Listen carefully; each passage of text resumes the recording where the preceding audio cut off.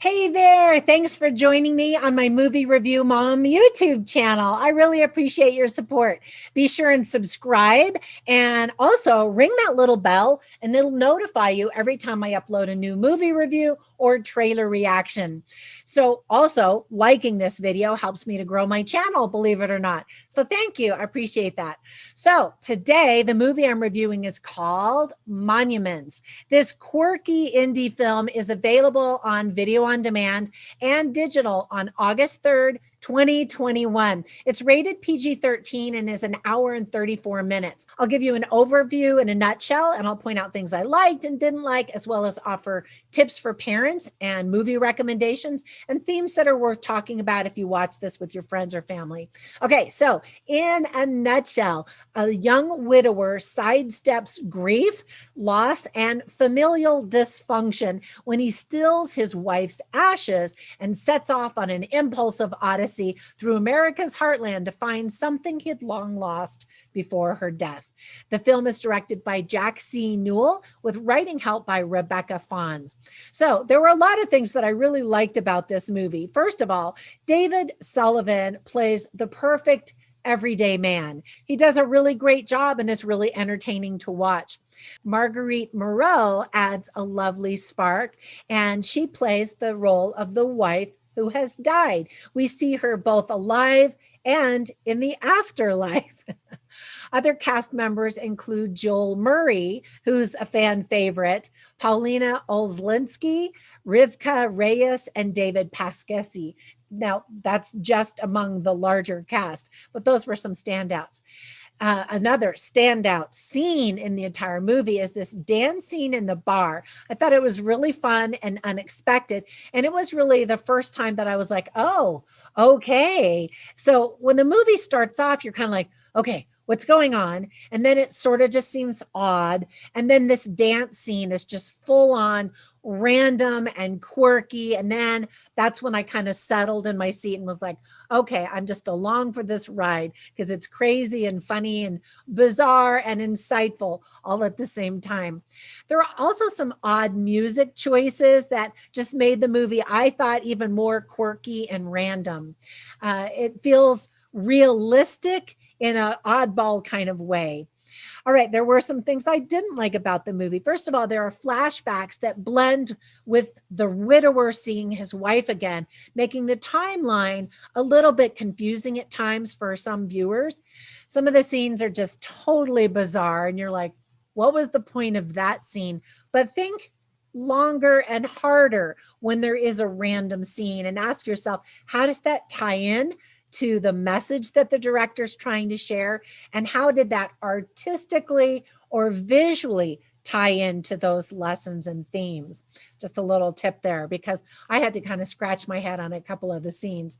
The movie itself is very slow moving, and some people may not appreciate that. So let me give you some tips for parents. Kids, first of all, are going to be completely bored. So will some adults, I think. You'll see the corner of a bed shaking with some sound effects that imply some hanky-panking is going on. But I appreciate the fact that I didn't have to see naked people going at it. It's just unnecessary. You can tell what's happening. At least adults can tell what's happening. There's a lot of alcohol in this movie. There's talk of death, and there is some profanity. So some positive themes that the movie illustrated well are marriage, appreciating and living life, learning to let go, death, of course, taking risks, and control. So I always write down funny lines and interesting lines just to kind of give you a taste, so you can get a feel for this movie. And so you can see all of them written down on my written review at moviereviewmom.com, but I'll share just some of them with you right now. So there's this one cop, and he's a brother, a cousin, a friend, an in-law, and all this crazy stuff is happening. And he just kind of looks at them and says, I can't believe I'm related to you yahoos. And I think it made me laugh because I haven't heard the word Yahoo in a long time. Not the Yahoo, not the, website search engine, but it used to be a term that people used often. And then there's a line that Laura Daniels says, and she's played by Marguerite, and she says, I thought being by my family would be good for us. they're just weirder than I remember. And this family is very weird, actually. And then another line that's interesting is spoken by David Sullivan. His character's name is Ted Daniels, and he says, "The only afterlife is those of us left behind." And I thought that that was really insightful, because this wife is seen by her husband, even though she's dead, and he realizes, there is no life without her, and yet there's no life with her being the dead kind of ghost that she is either. And that, the people that are left behind have to figure it all out. And so I just thought that that was really insightful.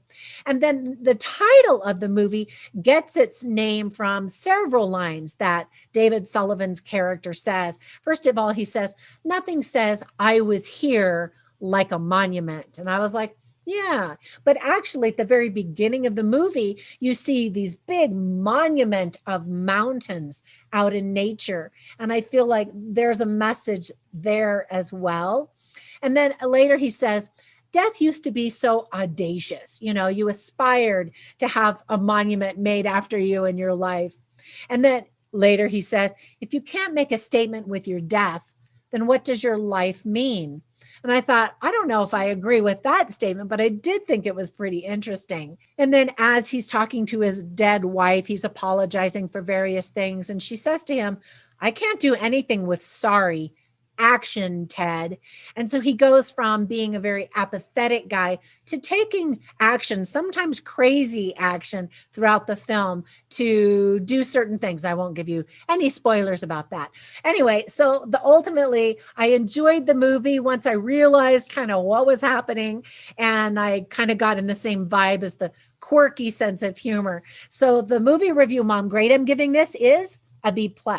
But wait, there's more. I instantly thought of some other movies as I was watching this. And so I wanted to recommend them in case you're in the mood for mourning the loss of a loved one in profound and humorous ways at the same time. The first one I thought of is a romance called P.S. I Love You. It's very, very sweet. Gerard Butler dies. Oh, I shouldn't give all that away. It's not a spoiler. Anyway, he dies. And so someone has to mourn his loss and figure out a way to move forward. And so it's very sweet and romantic in, a sad death way. And then another one, of course, the classic mourning the loss of your loved one is Ghost. And I don't know that that's humorous. It's very dramatic and action-packed, actually. But those are two really good ghostly type of mourning the loss of loved one type of movies. All right, that's it for my review. I hope that if you watch this movie that you get a kick out of it. I sure did. And I want to thank you again for supporting me on Patreon and all of the other ways that you do it just by watching my videos.